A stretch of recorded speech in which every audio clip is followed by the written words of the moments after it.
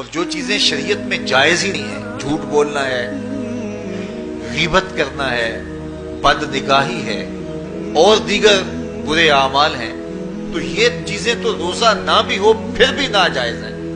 تو جو چیزیں جائز تھی روزے میں ان سے بھی منع کر دیا گیا، اور جو چیزیں ناجائز ہیں تو اگر کوئی شخص ان چیزوں سے نہیں رکتا تو پھر اس نے روزہ کیا رکھا؟ ایک بندہ بھوک کاٹتا ہے لیکن جھوٹ بولتا ہے، ایک بندہ پیاس کاٹتا ہے لیکن غیبت کرتا ہے، ایک بندہ صبح سے شام تک نہ کچھ کھاتا ہے نہ کچھ پیتا ہے لیکن رشوت لیتا ہے، پھر مجھے بتائیے اس نے روزہ کیا رکھا؟ روزہ تو ایک مشق تھی کہ جو چیزیں جائز تھی ان سے بھی منع کر دیا گیا، ان سے بھی روک دیا گیا، اور جو ناجائز تھی وہ تو پہلے ہی ناجائز تھی، روزے کے بغیر بھی ناجائز تھی۔ تو اس لیے روزہ ایک مشق ہے۔ ہمارے سامنے مرغن غذا موجود ہے، ہمارے پاس سامنے ٹھنڈا مشروب موجود ہے، اور ہمیں مشق کرنے کی تلقین کی گئی کہ تمہیں بھوک ہے، شدت کی پیاس ہے، لیکن صبر کر کے دکھاؤ تم نہیں لوگے، یہ تمہاری مشق ہے۔ تو پھر جو حرام ہوگا اللہ کی طرف سے ممنوع ہوگا تو اس کو تم کس طرح لوگے جب تمہاری یہ مشق ہو چکی؟ لیکن ہم اس مشق کے اندر ہی جب ان سے نہیں رکیں گے تو پھر ہمارا روزہ ہی نہیں ہوگا، پھر بھوک اور پیاس کاٹنے کے علاوہ کچھ نہیں ہوگا۔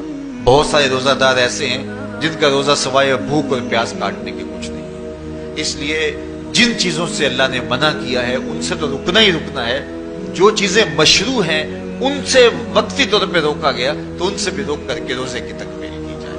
اچھا، روزے میں ایک اور چیز ہے کہ ہمارے صوفیاء مراقبہ کر کے ایک دولت پاتے ہیں، اور وہ کیا کہ اللہ دیکھ رہا ہے۔ وہ مراقبے میں بیٹھ جاتے ہیں اور اس تصور میں ڈوب جاتے ہیں کہ میرا اللہ مجھے دیکھ رہا ہے، اور یہ یقین اپنے اندر اتارتے رہتے ہیں۔ اس کا نتیجہ یہ ہوتا ہے کہ پھر گناہ کرنا مشکل ہو جاتا ہے۔ یہ تصور جب بندے کے ساتھ جڑ جاتا ہے کہ میرا اللہ مجھے دیکھ رہا ہے۔ ماہ سیام میں یہ دولت اللہ بانٹ دیتا ہے۔ جو مراقبے سے صوفیاء حاصل کرتے ہیں، اللہ تعالیٰ اس دولت کو اہل ایمان پہ چھڑک دیتا ہے۔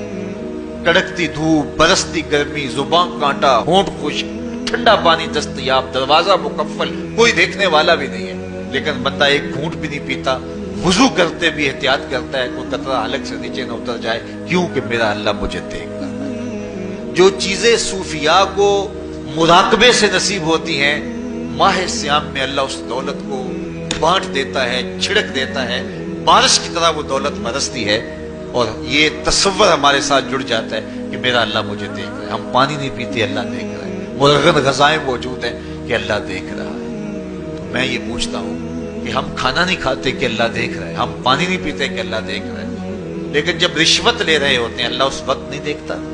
جب نظر بھٹک رہی ہوتی ہے اللہ اس وقت نہیں دیکھتا؟ جب خیال بہک رہا ہوتا ہے اللہ اس وقت نہیں دیکھتا؟ جب سوچوں میں آوارگی آتی ہے اللہ اس وقت نہیں دیکھتا؟